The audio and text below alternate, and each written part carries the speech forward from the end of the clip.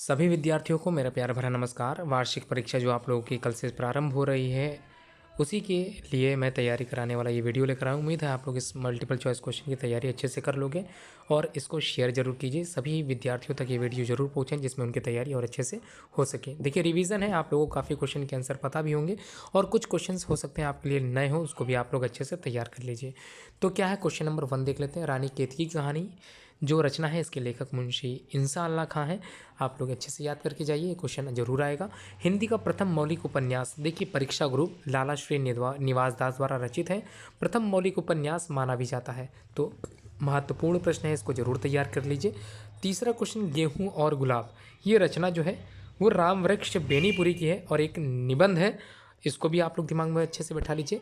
अगला क्वेश्चन जो कह रहा है, बालकृष्ण भट्ट द्वारा संपादित पत्रिका कौन सी है, तो हिंदी प्रदीप बालकृष्ण भट्ट द्वारा संपादित पत्रिका है, इसको अपने दिमाग में अवश्य बैठाएं। पांचवा प्रश्न, नीड़ का निर्माण फिर ये विधा की रचना आपको ज्ञात होगी और यहाँ पर पूछ रहे हैं लेखक का नाम, तो लेखक का नाम हरिवंश राय बच्चन है और ये जो रचना है ये आत्मकथा है। आवारा मशीरा के जो रचनाकार हैं शरद चंद्र चट्टोपाध्याय या शरद चंद्र जोशी की जीवनी के लेखक माने गए हैं, कौन है? आवारा मसीहा विष्णु प्रभाकर की रचना है। बिल्कुल सही उत्तर है। यहाँ पर जितने भी उत्तर मैं बताते चल रहा हूँ बिल्कुल सही है, आप लोग अच्छे से दिमाग में अवश्य बैठा लें। देखिए, कंकाल, तितली, आंसू, झरना, ये समस्त रचनाएं जयशंकर प्रसाद की हैं। आप लोग जीवन परिचय अवश्य पढ़ के जाएँ जयशंकर प्रसाद का।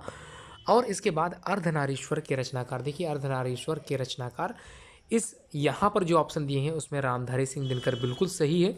इसके लिए आप लोग निश्चिंत होकर उत्तर लगा सकते हैं। कहीं कहीं इसका उत्तर चेंज है, इसको मैं बता दूंगा। फिलहाल तो यहाँ पर आप लोग रामधारी सिंह दिनकर अर्धनारीश्वर के रचनाकार माने गए, इसको याद कर लीजिए। चिंतामणि, त्रिवेणी, रश्मिमांसा, ये तीनों ही एक साथ आप लोग अवश्य पढ़ के जाएं। तीनों रचनाएं रामचंद्र शुक्ल की हैं और शुक्ल जी का जीवन परिचय आप लोग अवश्य पढ़ें। आप लोगों को ज्ञात होना चाहिए इनका जन्म 1884 को और 1941 में इनका जो है मृत्यु हुई थी। ये अच्छे से बढ़िया से कंठस्थ करके जाएँ, जिसमें आप लोगों की तैयारी पता चल सके कितने आप लोगों ने कोर्स कंप्लीट कर लिया है। तो 100% अंकों के साथ आप सभी लोग उत्तीर्ण हो, ऐसी मेरी कामना है। अब देखिए, अगला जो क्वेश्चन है, ध्रुव स्वामिनी नाटक के लेखक कौन है? देखिए, नाटककारों में सबसे प्रसिद्ध नाटककार जयशंकर प्रसाद हैं और भारतेंदु हरिश्चंद्र भी नाटक लिखते थे। तो यहाँ पर ध्रुव स्वामिनी रचना के जो नाटक है वो लेखक कौन है? तो जयशंकर प्रसाद की रचना है। बिल्कुल सही उत्तर है, यहाँ पर आप लोग जरूर पढ़ के जाएँ, यानी कि ध्रुव स्वामिनी के रचनाकार जयशंकर प्रसाद जी हैं। चलिए अब बात करते हैं क्वेश्चन नंबर 11वें की।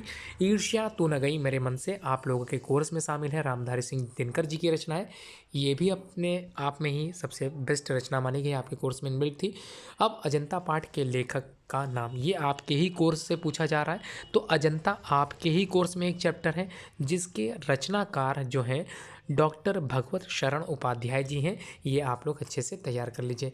आंसू, झरना, तितली, कंकाल, स्कंदगुप्त, चंद्रगुप्त और ध्रुव स्वामिनी, जन्मेजय का नाग यज्ञ, ये समस्त रचनाएं जयशंकर प्रसाद जी की हैं। इसको आप लोग कंठस्थ कर लीजिए। प्रयोगवाद के जनक माने गए हैं अज्ञे, इनका पूरा नाम है सच्चिदानंद हीरानंद वात्स्यायन अज्ञे। तो नई कविता का संचालनकार कह लें, या फिर जो आप लोगों ने क्या पढ़ा था, जो 1943 को जो तार सप्तक का प्रारंभ हुआ था, वो भी इसी के यही लेखक रहे। इसको भी आप लोग अच्छे से तैयार कर लीजिएगा। तो कामायनी लहर आंसू, देखिए कामायनी लहर आंसू समस्त रचनाएं जयशंकर प्रसाद की हैं, तो अच्छे से याद करिए जो आपके कोर्स से जुड़ी हुई हैं। तुलसीदास किस काल के कवि थे? देखिए, तुलसीदास, सूरदास, मीराबाई, पद्मावत, माफ़ कीजिएगा, मलिक मोहम्मद जैसी, कबीरदास, सूरदास, तुलसीदास, ये समस्त जो कवि हैं ये सब भक्ति काल के ही हैं। अब भक्ति काल का जो वर्णन आप लोग को मैंने बताया है एक वीडियो के अंतर्गत दिया, मैं डिस्क्रिप्शन में वो वीडियो अपलोड कर दूंगा या पूरा प्लेलिस्ट ही अपलोड कर दूंगा, आप लोग उसको भी देख सकते हो। उम्मीद के साथ आप लोग को मैं कह सकता हूं कि आप लोग तैयारी, अगर वो सारी वीडियो आप लोगों ने अच्छे से तैयार की है साल भर में, तो उम्मीद के साथ आप लोग 100% नंबर प्राप्त कर सकते हो। हमारे विद्यालय में जो हिंदी के जो बच्चे हैं वो 100% नंबर के साथ उत्तीर्ण हुए हैं।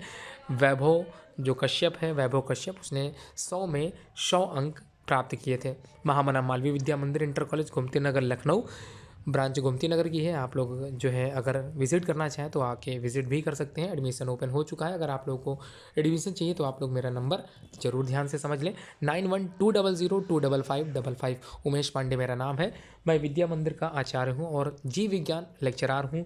तो हिंदी विषय मेरा मेन विषय नहीं है, लेकिन अगर आप लोग हिंदी में भी अगर कोई सवाल पूछोगे तो मैं प्रयास करूँगा आपको उसका उत्तर बताने का। तो चलिए देखते हैं क्या है अगला क्वेश्चन। तुलसीदास जी की कृति इनमें से कौन सी नहीं है? देखिए, कवितावली, दोहावली, बरवै रामायण, हनुमान बाहुक, ये सारी रचनाएं तो तुलसीदास जी की हैं, और रामचरितमानस जो है ये इनकी सबसे बेस्ट जो रचना मानी गई है वो है। अब देखिए यहाँ पर जानकी मंगल भी इन्हीं की रचना है, विनय पत्रिका इन्हीं की है, रामचरितमानस इन्हीं की है, लेकिन सूर सागर, साहित्य लहरी, सूर सारावली, ये समस्त रचनाएं किसकी हैं? सूरदास की हैं। तो यही उत्तर आप लोग लगा सकते हो। ठीक है, ये भी क्लियर हो गया। 18वां प्रश्न देख लेते हैं। रामचरितमानस महाकाव्य की भाषा अवधी है। ध्यान समझिए, अवध के रहने वाले थे, अवधी भाषा है। अगला देख लेते हैं।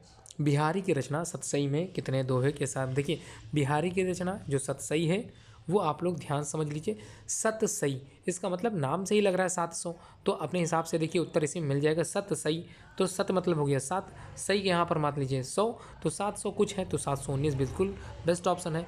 अब चींटी चंद्रलोक में प्रथम बार कविता, ये आपके कोर्स से रिलेटेड है, चींटी वाला जो है पार्ट उठा लीजिए। सुमित्रा नंदन पंत की रचना है, इसमें से एक पद्यांश आप लोग के पेपर में भी आ सकता है, तैयार जरूर करें।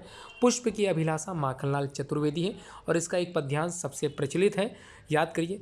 सुरबाला में जो था, याद करिए कौन सा था, चाह नहीं मैं सुरबाला के गहनों में गुथा जाऊं, तो ये वाला पद्यांश जरूर पढ़ के जाइएगा। अब देखिए तीसरा क्वेश्चन यहाँ पर पूछा है 22 वाला, सूरदास की रचना है इनमें से कौन सी? देखिए 3 ही रचनाएं हैं, याद कर लीजिए, सूर सारावली, साहित्य लहरी और सूर सागर। तो इसका मतलब यहाँ पर गीतावली तो तुलसीदास की, विनय पत्रिका तुलसीदास की, रामचरितमानस तुलसीदास की है, लेकिन साहित्य लहरी इन्हीं की ही रचना है। अब सूर सागर के रचनाकार देखिए फिर से मिल गया, सूरदास हैं। ठीक है, अब रसखान की रचना इनमें से कौन सी है? रसखान की रचना जो है सुजान रसखान, देखिए नाम में ही रसखान लगा तो इसका मतलब आप लोग अच्छे से कर लोगे, यामा महादेवी वर्मा द्वारा रचित है, इसको भी आप लोग कंठस्थ कर लीजिए। चींटी प्राणी है, किस प्रकार की प्राणी है? सामाजिक प्राणी है। आप लोगों ने देखा होगा एक कविता है, देखो, नन्ही चिट्टी जब दाना लेकर चलती है, चढ़ती दीवारों से 100 बार फिसलती है। ठीक है, वही वाली समझ लीजिए, सामाजिक प्राणी होती है, क्लियर कर लीजिए। वर्षा सुंदरी के प्रति महादेवी वर्मा की रचना है, और आप लोगों में महादेवी वर्मा के गीत जुड़े भी हैं। रीतिकाल की विशेषता क्या है? तो श्रृंगारिकता है रीतिकाल की विशेषता, नाम में ही लगा हुआ रीतिकाल, तो श्रृंगारिकता बिल्कुल सही है। अब कह रहा तुलसीदास किस काल के कवि हैं? देखिए, तुलसीदास, सूरदास, ये समस्त किस काल के कवि थे? भक्ति काल। दोबारा क्वेश्चन आया हुआ है। शिवराज भूषण एक रचना है, ये महाकवि भूषण की रचना है। अब आगे देख लीजिए, हास्य रस का स्थायी भाव हास होता है, ये आप लोग लिख लोगे। करुण रस का स्थायी भाव शोक होता है, ये भी आप लोगों को कंठस्थ होना चाहिए, आपके कोर्स से ही रिलेटेड है, आप लोग स्थायी भाव जरूर पढ़ के जाइएगा। सूरदास की रचना फिर से पूछी गई, दोबारा आई है, तो इसको अच्छे से देख लीजिए। अच्छा, ये पेज दोबारा इनबिल्ट हो गया है, माफ़ कीजिएगा, प्रिंट आउट करने में थोड़ा सा समस्या आ जाती है, तो मैं चलता हूँ इस वाले 33वें प्रश्न पे। इस तरह से जब क्वेश्चन आता है, 33वां क्वेश्चन ऐसा अगर आता है, जो सुमिरत सिद्ध होए गणनायक करिवर बदन, करहु अनुग्रह सोई बुद्धिराज शुभगुण सदन, में कौन सा छंद है? देखिए, अभी आप लोगों ने छंद की परिभाषा पढ़ी थी, छंद को पहचानने का तरीका पढ़ा था कि छंद में, इस सोरठा छंद में, देखिए पहले तो समझ लीजिए, ये चारों के बारे में आप लोग अच्छे से कंठस्थ करके जाइए, एक क्वेश्चन जरूर आएगा। क्वेश्चन क्या होगा? दोहा में पहले और तीसरे चरण में 13-13 मात्राएं होती हैं, ये याद कर लीजिए। दूसरे और चौथे चरण में 11-11 मात्राएं होती हैं, ये पढ़ लीजिए। अब दोहा का उल्टा सोरठा होता है, इसका मतलब ये हो गया पहले और तीसरे चरण में 11-11 मात्राएं, और दूसरे और चौथे चरण में 13-13 मात्राएं सोरठा में होती हैं। अब चौपाई में 16-16 मात्राएं होती हैं, रट लीजिए। रोला में 24 मात्राएं होती हैं, रट लीजिए। इतना सा समझना है आप लोगों को, ये 4 से तो प्रश्न जरूर बनना ही बनना है। अब देखना कैसे है कि आप लोग को क्या पहचानना कैसे, तो मैं बता देता हूँ। देखिए, इसमें जा में ऊपर ओ की मात्रा लगी है, इसको मानिए दीर्घ। ठीक है, दीर्घ का मतलब 2 मानेंगे। अब देखिए सा में, उसके बाद देखिए इस वाले में क्या है, सा में छोटे की मात्रा है तो 1 मानिए, माँ में छोटी की मात्रा 1 मानिए, रा में कोई मात्रा नहीं 1 मानिए, ता में कोई मात्रा नहीं 1 मानिए। ठीक है, अब सीधी में भी दोनों में क्या लगा है, देखिए छोटी छोटी मात्रा लगी तो 2 मान लीजिए। हो में ओ की मात्रा लगी है, ओ मतलब ये तुम्हारा दीर्घ है, तो दीर्घ में क्या लगेगा, 2 लगेगा, और या में कुछ नहीं है तो 1। अब काउंट कर लीजिए, पहले चरण में देखिए कितनी मात्राएं निकल के आई, काउंट कीजिए, 2 3 4 5 6 7 8 9 10 11। देखिए, पहले चरण में 11 मात्राएं किस में होती थी, याद कीजिए। अभी आप लोगों को मैंने बताया था, सोरठा में पहले और तीसरे चरण में 11-11 मात्राएं होंगी। भाई पहले चरण में 11 किस में होती हैं, सोरठा में होती हैं, तो उत्तर मिल गया होगा। और आप लोग को समझने का तरीका भी मिल गया होगा, अच्छे से समझ के जाइएगा। देखिए अगला क्वेश्चन, रोला छंद के प्रत्येक चरण में, अभी मैंने बताया था 24 मात्राएं होती हैं, पढ़ के जाइए। सोरठा छंद में कितने चरण होते हैं ये भी मैंने बताया है, कुल 4 चरण होते हैं, चाहे दोहा हो चाहे सोरठा हो। शोक विकल सब रोवहि रानी, देखिए नाम में लग रहा है शोक, तो करुण रस का स्थायी भाव शोक होता है, तो यहाँ करुण रस होने की संभावना ज़्यादा बन गई है, तो इसको देख लीजिएगा। अगर आपको लगता है नहीं गलत है तो आप लोग कमेंट बॉक्स में कमेंट करके बता सकते हैं। अगला देखिए, रहीमन मोहि न सुहाए अभी पियावत मानु बिनु में कितनी मात्राएं हैं। भाई यही तो पूछ रहा है कितनी मात्रा है, तो कुल मात्राओं की संख्या काउंट कर लीजिए, गिन लेते हैं। रहीमन में देखिए सब में छोटी की मात्रा, इसका मतलब 4 लिखा है इसमें। मोही में देखिए बड़े इसमें ओ की मात्रा, इसमें मतलब 2 हो गया, एक ही हो गया। ना में 1 माना जाएगा। सुहाय में देखिए पहले में तो 1 है, हा में बड़ा का मात्रा है तो इसका मतलब 2 लग गया, या में कोई मात्रा नहीं तो 1 लग गया। तो पहले चरण में तो मात्रा क्लियर हो गई। अब देखिए इसमें भी गिन लीजिए, अभी में देखिए पहले में 1 होगा, दूसरे में भा में बड़ी की मात्रा है तो 2 हो जाएगा। पियावत पी में छोटी की मात्रा तो 1 होगा, या में बड़ा का डंडा लगा तो 2 हो जाएगा। वाह में कोई मात्रा नहीं, ता में कोई मात्रा नहीं, ठीक। अब मान में देखिए 2 और 1 हो जाएगा। अब बिनु में छोटी की मात्रा 1, ना में छोटे की मात्रा 1, तो अब काउंट करिए। देखिए 4 ये हो गया 4, अब देखिए 5 6 7 8 9 10 11, ये रहा 12, अब 12 हो गया, 13 14 15 और 16 17 18 19 20 21 22 23 24 और ये तो 25 निकल के आ रहा। इसका मतलब 25, अब 25 ऑप्शन तो दे रहा है, एक बार फिर से मैं देख लेता हूँ कहीं गड़बड़ ना हुआ हो। रहीमन 1 2 3 4 5 6 7 8 9 10 11 12, पहले वाले चरण में तो 12 मात्राएं दिख रही हैं मुझको, ठीक है। एक बार फिर से देखता हूँ, 4 5 6 7 8 9 10 11 12 मात्राएं दिख रही हैं, ठीक है। अगले में देखिए 12 13 14 15 16 17 18 19 20 21 22 23 24 और 25, देखिए 25 मात्रा निकल के आ रही है मेरे हिसाब से।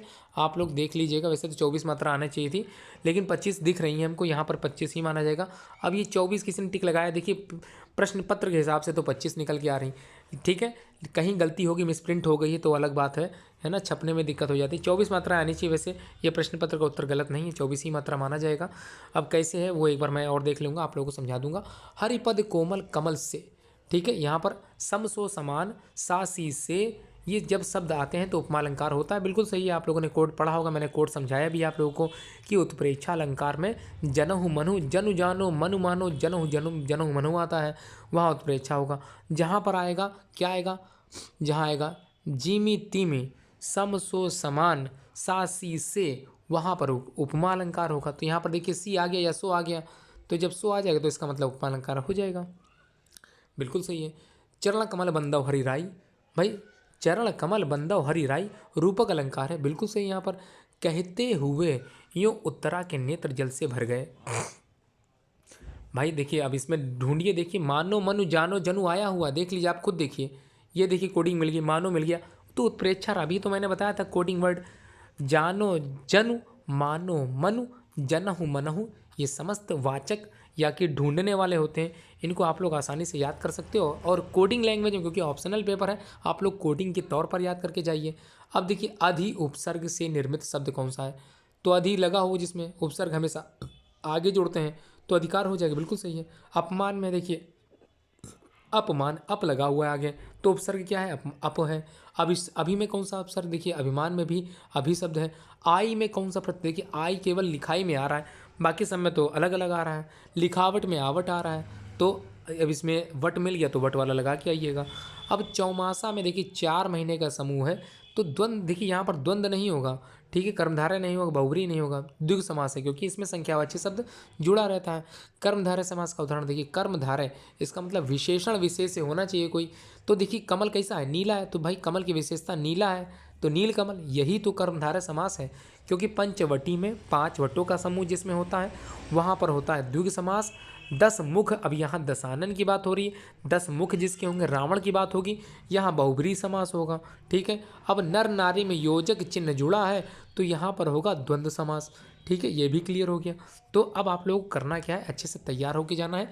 मैंने, ठीक है, कोडिंग कई तरह की बनाई हुई, अगर आप लोग चाहो तो पर्सनली नंबर पे आप लोग कांटेक्ट करके पूछ सकते हो, 9120025555। चक्रपाणी में कौन सा समास है, देखिए चक्र पाणी भाई चक्रपाणी मतलब जिनके हाथ में चक्र हो, तो चक्र विष्णु जी के हाथ में है। ठीक है, याद कीजिए, जब चक्र है उनके हाथ में, भाई श्री कृष्ण के हाथ में चक्र है। ठीक है, तो ये चीज़ तीसरी की तरफ इशारा करे तो बहुब्रीहि समास होगा, बहुचर्चित है। अब आम का तत्सम आम्र होता है, आम्र होता है, ये अच्छे से याद कर लीजिए। अक्षी, अक्षी मतलब होता है आँख, तो आँख लगा सकते हैं। अग्नि का पर्यायवाची यहाँ पर अगर देखा जाए तो अनल पावक आग होता है। समीर तो हवा का पर्यायवाची होता है। सुधा अमीय तोय ये आपको करना नहीं, अंगारे तो है नहीं, तो अनल पावक आग में आप लोगों को उत्तर मिल जाएगा।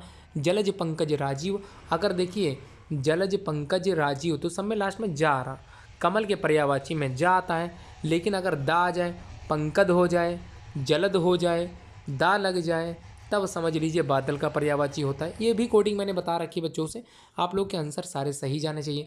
सु प्लस आगतम मतलब स्वागतम हो जाएगा, ये देखिए बन गया स्वागतम, तो इसको भी ये तैयार कर लीजिए। अब मात्रा गया, मात्र धन आ गया हो गया, बिल्कुल सही है। ठीक है, मात्रा क्या होगा, तथैव, तथा धन इव हो गया, तथैव हो गया। मतयः, अब देखिए इसको मैंने बताया है, इसको आप लोगों को क्या करना पड़ेगा, तैयार करना पड़ेगा। धातु रूप और शब्द रूप के लिए मैंने खुद बताया हुआ है, आप लोग अपनी कोडिंग लैंग्वेज से तैयार कर सकते हो। एक पठ का याद कर लीजिए, सभी में कॉपी पेस्ट कर लीजिए। वृक्ष से पत्ते गिरते हैं, संस्कृत में अनुवाद वृक्षात पत्राणि पतंती हो जाएगा, क्योंकि कई पत्ते गिर रहे हैं। अगर पत्ता होता तब पतती हो जाता, लेकिन पत्ते गिर रहे हैं या पत्ते गिरते हैं तो पतंती होगा। भाई जैसे आप लोगों ने पढ़ा था पठ, पठती, पठता, पठंती, तो पठंती क्या था, बहुवचन है भाई, पत्ते बहुवचन है तो पठंती वाला है, तो यहाँ पर पतंती है ना, पत्ते गिरते हैं पतंती लगेगा। वीरा केन पूजते, इसका उत्तर आप लोगों को पता ही होगा, वीरा वीरणे पूजते। अब पठती पठता, पठंती पठसी पठता, पठत पठाम पठावा पठामा, तो पठती पठता पठंती, पठसी पठता और पठत। देखिए ये वाला पूछ रहा है आपसे क्वेश्चन में, क्या है, पठत, तो देखिए ये वाला कॉलम बहुवचन का होता है और ये वाला कॉलम मध्यम पुरुष, तो मध्यम पुरुष का बहुवचन है, ऐसी दिख गया है, तो ढूंढिए मध्यम पुरुष बहुवचन, बिल्कुल लगा, बिल्कुल सही तो उत्तर है। अब तुम मुझे खून दो मैं तुम्हें आज़ादी दूंगा, ये सुभाष खंड काव्य आप लोगों ने पढ़ रखा होगा, ये कथन ही सुभाष चंद्र बोस का है, तो इसको आप लोग अच्छे से ज़रूर तैयार कर लीजिए। और आप लोग मेरे चैनल के माध्यम से अगर सब्सक्राइब किए हुए हैं तो काफ़ी कुछ लाभ मिलने वाला है। और अगर आप लोग गरीबों की सहायता आप प्रत्यक्ष रूप से करना चाहते हो तो इसी नंबर पे आप लोग सुविधा थोड़ी सी दे सकते हो। कई बच्चे गरीब जो पढ़ रहे हैं स्कूल में, विद्यालयों में, जिनकी परीक्षा की जिम्मेदारी मेरी है, तो आप ही लोगों के सहयोग से मैं उनकी परीक्षा की जिम्मेदारी ले पाता हूँ। तो कुछ सहयोग राशि 5 रुपये 10 रुपये जो भी आपके पास मिल पाए आपके औसत जो है आमदनी से, तो ज़रूर भेजिए। धन्यवाद पूरी वीडियो देखने के लिए आप सभी लोगों का।